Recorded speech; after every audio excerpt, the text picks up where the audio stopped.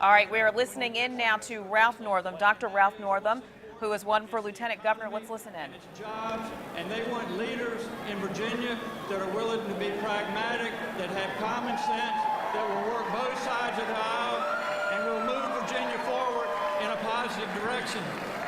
There's also one group that I need to recognize tonight, that their voices have been heard today, and that is the women of Virginia.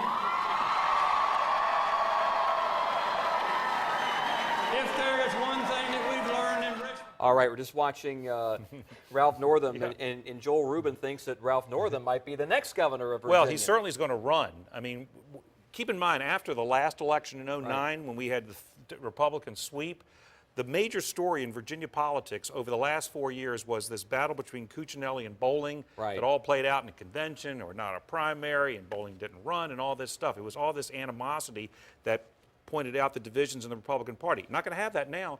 We know Northam is the Democrat, Open Chain's the Republican. We know what 17 is going to look like. Bring it back to the 5th, 2013. There's Ken Cuccinelli right there. And the big story tonight, it seems, locally, Ken Cuccinelli lost Chesapeake to Terry McCullough. Yeah. Now, How do you explain that? Well, some of that could be changes in Chesapeake and the electorate in Chesapeake. But in 2009, Chesapeake and Virginia Beach both went 60-40 for Bob McDonnell. So look at the swing that's happened in 4 years. The difference is Bob McDonnell was an acceptable candidate to moderate to slightly right voters in Virginia. Ken Cuccinelli was not, and particularly to women.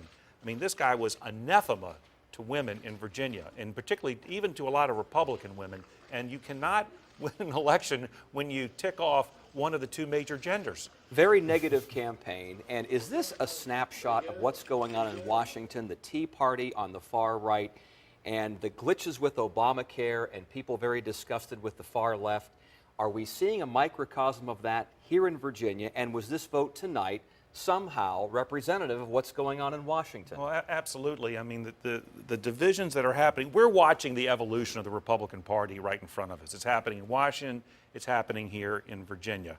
And the Republican Party, after Romney lost last year, you remember all the reports that came out, and we've really got to look at what we're doing, and we've got to start having better candidates and all this stuff and have the big tent. The same thing's happening here in Virginia.